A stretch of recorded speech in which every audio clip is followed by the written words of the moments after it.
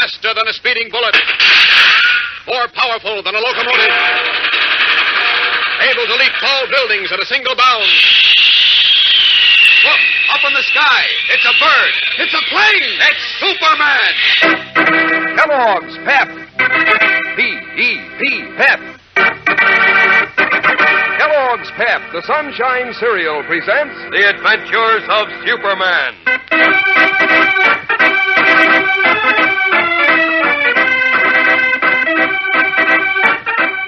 Today, Clark Kent and Editor Perry White are confronted with no evidence to back up their suspicions.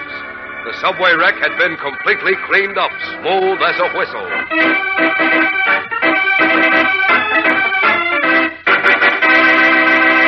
Hello there, gang. This is your pal Dan McCullough.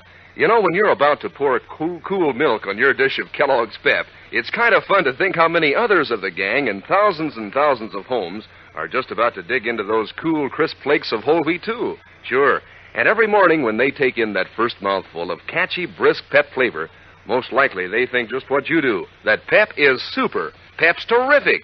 And chances are they're all excited, too, about those swell Pep prizes and guessing which one of Pep's 3 kinds of prizes they'll get in their next package. Say, how are you coming with your own prize collecting, gang?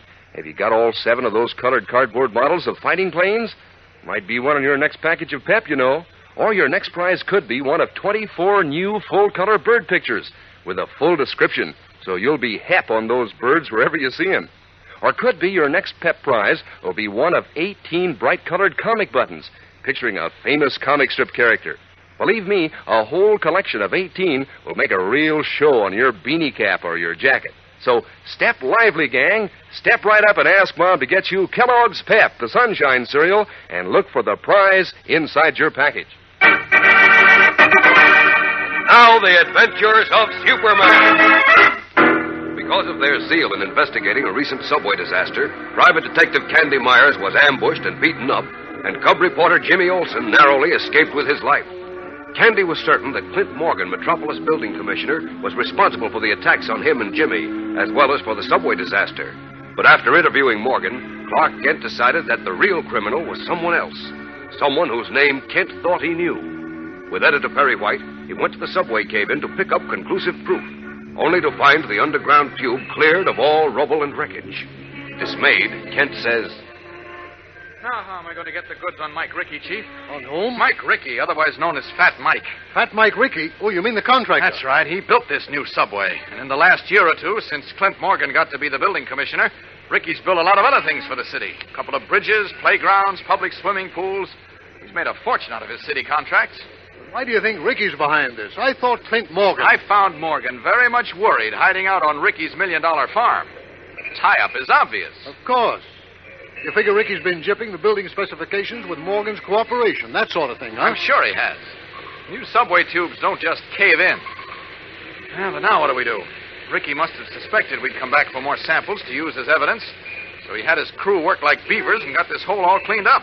Samples? Oh, you mean... The concrete he used in the tube, yes. An analysis would show whether it was up to specifications or not. But heaven only knows where it is now. Wait a minute.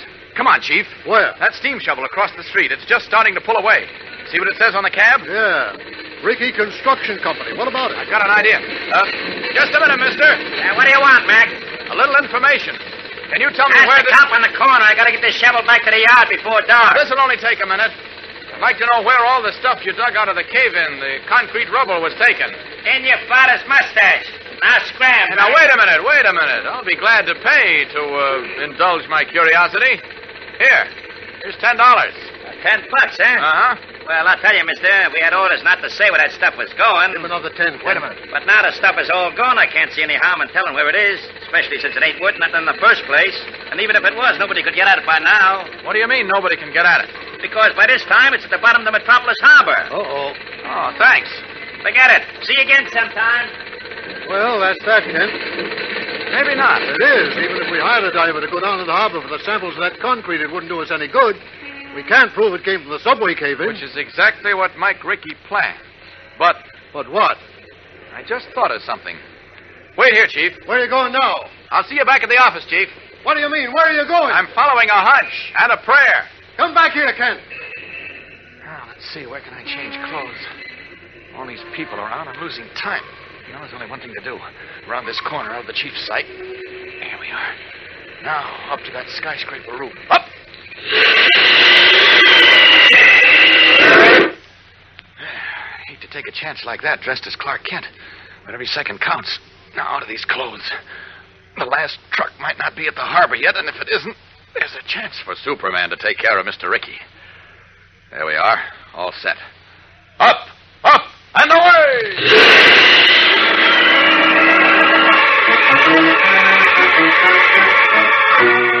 Leaping up from the skyscraper roof, Superman streaks away toward Metropolis Harbor, red cape streaming in the wind. He flashes across the great city, comes within view of the harbor, which is dotted with shipping, and looks down anxiously. For a moment, he sees nothing. Then a large dump truck backed out on a pier above the harbor catches his eye. That truck on the pier. It's lettered Ricky Construction Company, and it's getting ready to empty into the harbor. Down to it. Down! Just a minute, friend. What the... Holy smokes. Superman. Right. This rubble in the truck, it's from the subway cave-in, isn't it? Yeah. Jeepers, imagine me talking to Superman. Look, do me a favor, will you? Give me your autograph. Well, I'll be glad to. If you'll give me yours. Mine? You're kidding. What do you want my autograph for? I want it under a few words testifying that these pieces of broken concrete I'm borrowing from your truck came from the subway cave-in. I don't get it. It's important. What do you say? You got a deal. Wait, I got a pencil and some timesheets right here. Good. Me getting Superman's autograph. Wait till I show you.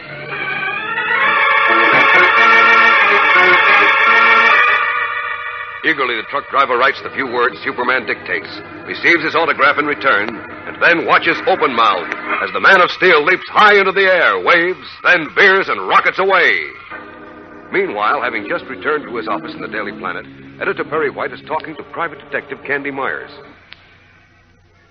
That's what Kent said, Candy. He said he found Clint Morgan, the building commissioner, vacationing secretly on Mike Ricky's farm. Mike Ricky? You mean Fat Mike, the contractor? That's right. Kent is convinced that Ricky gypped on the building specifications on the 9th Avenue subway. Undoubtedly with Morgan's knowledge, and that's why we had that terrible disaster. Kent thinks that, huh? Yes, and I'm inclined to agree with him. Ricky's known as a pretty tough character. I can see him having Jim abducted and you beaten up where I can't see Morgan doing it. Morgan's a soft-spoken, pussyfooting political grafter, not a roughneck. Yeah, that adds up. Mike knew if we got the goods on him, he not only would lose his juicy city contracts, but wind up in a pen besides. So he had his goons do a job on me and Jim. Looks that way, Candy, but you can't prove it. I'll prove it. How? I'm going to have a little talk with Mike Ricky. The kind of talk he understands. I'll get the truth out of him. Now, wait a minute. I'll show that dirty rat he can't get away with stuff like that in this town. See you later, Mr. White. Wait, Candy, he's a bad actor. So am I when I get riled. And I'm plenty riled now.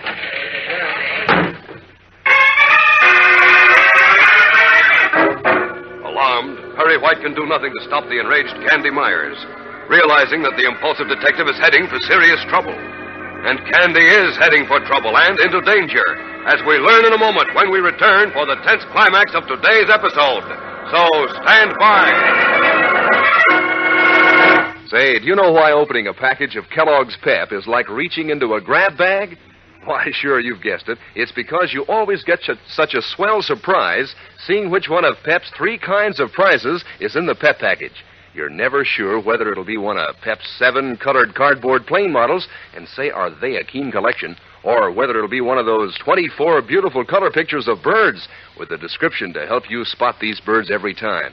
Or then again, your prize might be one of 18 bright-colored comic buttons, each picturing a favorite comic strip character. All you do know is that whichever one of those 3 prizes you get, it's strictly super.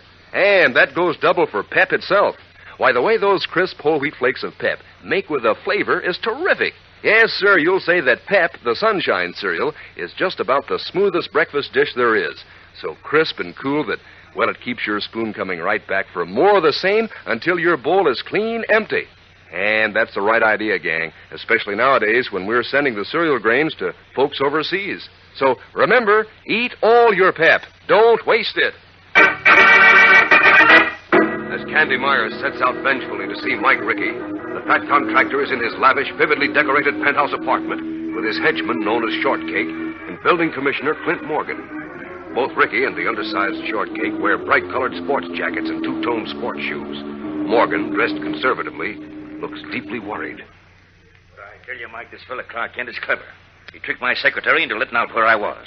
Then when he saw your initials on the ashtrays at your farm, he said he knew whose farm it was. So what, Clint? So what? Sure, so what? Well, I'm afraid he'll find out other things that he shouldn't. Yeah, well, don't you worry about that. He won't find out anything. Yeah, don't you worry. He won't find out nothing. Well, I'm not so sure. I tell you, he won't find out anything, so stop worrying, will you? The only thing that could put us behind the 8 ball is the concrete in the subway cave-in. And every scrap of that is in the bottom of the Metropolis Harbor right now. Right, Shortcake? Absolutely, boss. So you see, Clint, you ain't got a thing to worry about. No, not a thing.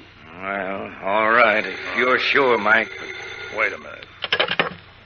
Hello? Yeah. Who? Oh, yeah, sure, Eddie. What gives? Who has? Kent. You mean Clark Kent, the reporter? What about Kent? Shut up, will you? Yeah, I hear you, Eddie. Yeah, keep talking. Yeah? He did, huh? Why, that dirty. Sure, I can figure that out for myself. Okay, Eddie, I'll take care of it, yeah. Yeah, so long. What happened, Mike? What about Clark Kent? Well, this ain't so good, Clint. What do you mean? Tell me, what happened? Well, Kent was nosing around the cave-in this afternoon, and he found out from a steam shovel man where we were dumping that stuff in the busted tube. Yes? A little later, some guy shows up at the harbor, just when one of my trucks is going to dump the last load. And this guy gets some of the busted concrete. Some of the busted concrete? Yeah. Who was it, Kent? No. Kent didn't have time to get to the harbor. He must have called up somebody near there. And I figure the guy he called up is Candy Meyers, that private eye I thought I cooled off the other night. You see, he lives right near the harbor. And Eddie says he's a pal of Kent's. Yeah, that's who it must have been, boy. I don't like this, Mike. No, I don't like it either. If they get that concrete analyzed and compared with the building specifications, I'm in the soup. Oh, you and me both. What are we going to do? What we gotta do. We gotta take care of those two Reisenheimers, Kent and Candy Meyers, and we gotta do it quick. Right, boss. We gotta... Be quiet, Shortcake. But that would be murder. So what? Do you rather go to jail? Well all right, no, then but... shut up, will you? I gotta think. Yeah, shut up. The boss got... Hey, what's that? The buzzer from downstairs. Yeah, see who it is, Shortcake. Yeah, okay, boy. Yeah? What's cooking, Jughead? What? No kidding. Wait a minute. Hey, boss, Candy Meyers is downstairs. He wants to see you. Meyers? Is he alone? Wait a minute. Is he alone, Jughead? Yeah, he's all alone, boss. Well, say, ain't that just dandy? This makes it nice and easy. Have him come up, Shortcake. Have him come right up. Opening a drawer of his elaborately inlaid desk, Fat Mike Rickey closes his hand around a revolver, then waits expectantly for Candy Meyers to appear. Candy is walking directly into a death trap, while Superman is unaware of this latest development. What will happen? The moment is tense with suspense, gang, so don't miss Monday's exciting episode. Tune in, same time, same station. And remember, for breakfast, it's Kellogg's Pep. For excitement, the adventures of Superman.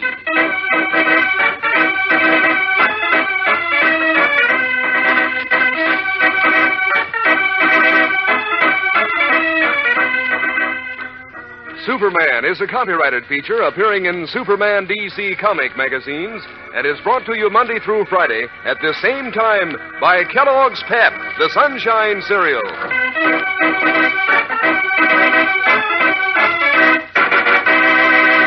Say, gang, talk about famous names. Why, Kellogg is the greatest name in cereals. And Kellogg makes Kellogg shredded wheat, crisp, tender biscuits that are full up with natural nut-sweet flavor, toasted the Kellogg way just right. Mighty good for breakfast and mighty good for you. They're whole wheat. Mom knows Kellogg shredded wheat is economical, too. You get 15 biscuits in every package. They're made to fit the bowl. Ask Mom to get you some Kellogg shredded wheat. And be sure to be with us on Monday for the thrilling adventures of Superman. This is the Mutual Broadcasting System.